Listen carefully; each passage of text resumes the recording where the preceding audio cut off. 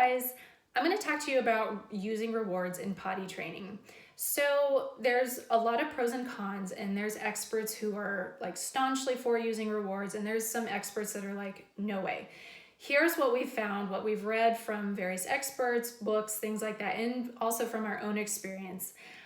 So pros of using rewards in potty training. First of all, you kind of have to think about the fact that basically everything we do in life, we do for some type of reward, some type of gain. So, us adults, we go to work and our reward is our paycheck. Or if we're not working for our payment, I guess maybe there's another bigger thing we're looking for, like fulfillment, sense of satisfaction, whatever. So most things in life we do get a reward, even if it's like taking care of our daily activities, like brushing our teeth, things like that, clean, healthy mouth. Your child, when they start to potty train, is not going to see the reward probably of going in the potty without getting something back. So think about it. They've been alive for, let's say, 24 months. That entire time, they've been wearing a diaper the whole time. So to not give them a reward, they're going to be like, well, why am I doing this? So that's one of the reasons why a reward can be really helpful. Now, of course, there's some things you need to consider when you do rewards. So you're going to want to probably start small. So a lot of parents do like the M&M trick. I did it myself too a few times.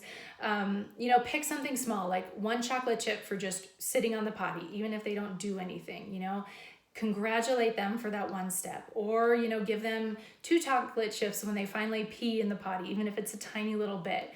But you're gonna probably have to increase how many rewards you give, so just bear that in mind to start really small. Now, also make sure that your rewards are developmentally appropriate for them. So if your child, again, is like 24 months, saying, if you pee in the potty for 7 days straight, we can go to the toy store on Sunday and pick out a toy. Your child's probably not going to understand that yet. And so you're going to need to tailor your rewards to be more immediate in that case. And bear in mind, rewards don't always have to be tangible items too. Honestly, just being like, yay, you did it, congratulations, fist bump, high five, whatever. That can be really powerful too, because what all experts will agree with across the board, no matter what camp they're in on rewards, is that positive reinforcement will help your child want to keep returning to the potty.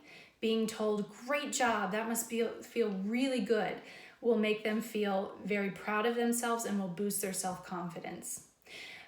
Some creative reward ideas, we've got a list here in the article below, but you can do things like a potty jar, something where you put little fun activities that take only a minute or two, like wrestling on the floor with dad after you go potty, or doing chalk art with mom for a few minutes, whatever. So that can be really fun too.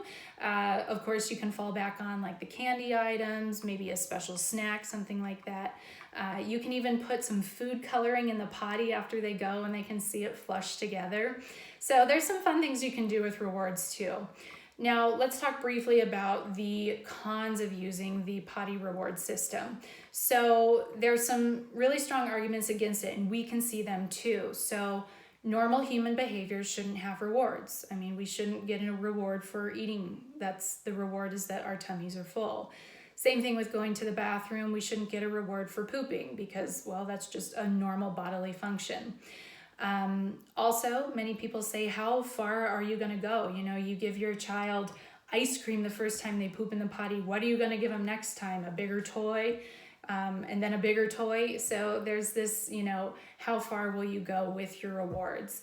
And on the same page as that, if you're doing candy, say, what are you going to do when your child stays dry all night long? Are you going to give them a bunch of candy first thing in the morning? So that's another thing you're just going to want to think about. And same thing if they're sitting on the potty but they can't go. Well, is that not good enough for a reward anymore? Or, do you give a smaller reward? So these are all really valid questions. And even when should you stop giving rewards? That's super valid too.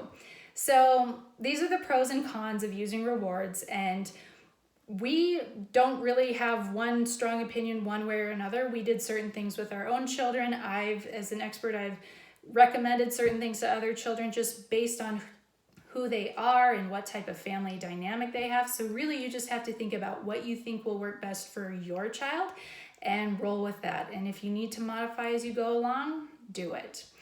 So if you have any questions or comments about using rewards, please drop them below or join us in our community and let us know what those questions are. Thank you.